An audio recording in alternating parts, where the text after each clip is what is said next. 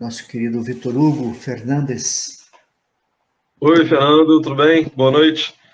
Tem várias perguntas, né, na verdade, para a gente discutir. Uma preocupação minha, que eu tenho levantado em vários outros debates aqui, é com essa frente ampla e amplíssima. Eu achei muito interessante você usar o termo de governo de coalizão, né? Porque, na verdade, se você for ver o que foi sendo construído ao longo dos 13 anos do governo do PT, principalmente no governo Dilma, foi um governo de coalizão. Você ia da esquerda à centro-direita dentro do governo, né? Você teve um governo amplíssimo. E a minha preocupação com essa frente amplíssima, é uma descaracterização de um programa de esquerda, afinal de contas, como você bem falou, né, o Alckmin está ali para fazer uma sinalização para as elites de que não vai ter nada que fira muito ali os interesses dessas elites, né? E o meu medo é que fique, na verdade, um reformismo sem reformas, né? Ou seja, que você tem uma coalizão tão ampla que te impeça de fazer qualquer tipo de reforma. Porque ao longo dos 13 anos de governo, você teve alguns programas de governo progressistas, particularmente política externa, né, muitos aspectos positivos, mas reformas estruturais não teve nenhuma.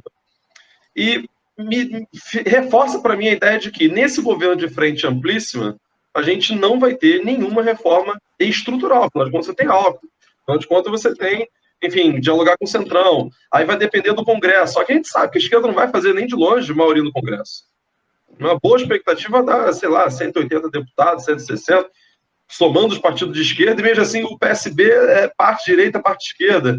Enfim, como é que você vê essa frente amplíssima e a possibilidade de fazer qualquer tipo de reforma estrutural, impostos, reforma tributária, reforma da mídia, enfim, essas reformas clássicas que a esquerda sempre defendeu?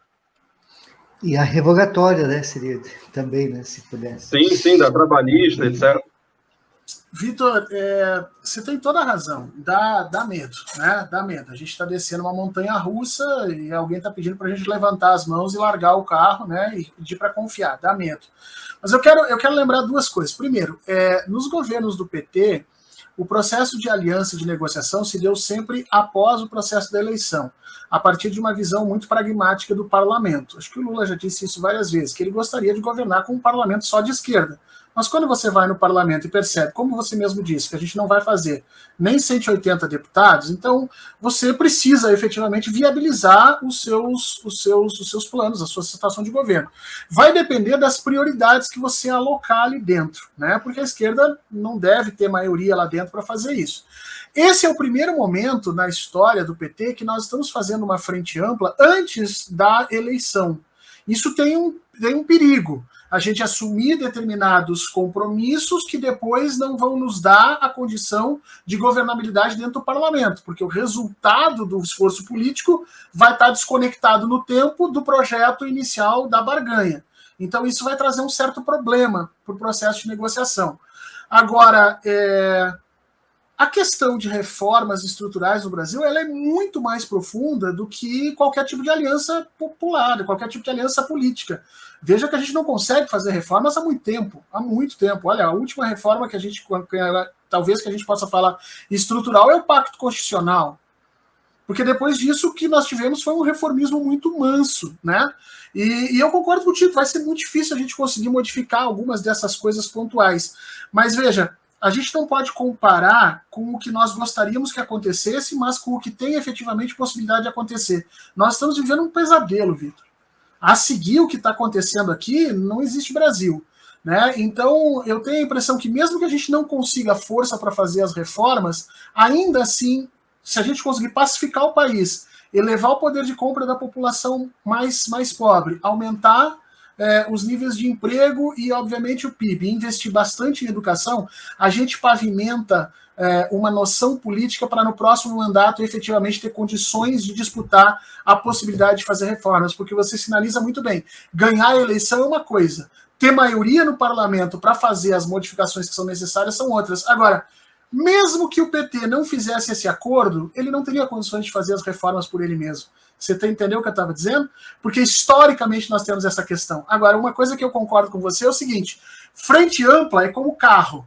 Né? Quando você começa a chamar muita gente para o teu carro, começa a faltar espaço. As políticas públicas elas têm um determinado limite, né? a gente às vezes sinaliza o limite dos ministérios. É um pouco maior do que só os ministérios, mas ela tem um limite. E, obviamente, quanto mais parceiros, mais pautas você tem que negociar. Esse ajuste fino, eu concordo contigo. Ele é essencial e nós não temos informação sobre isso.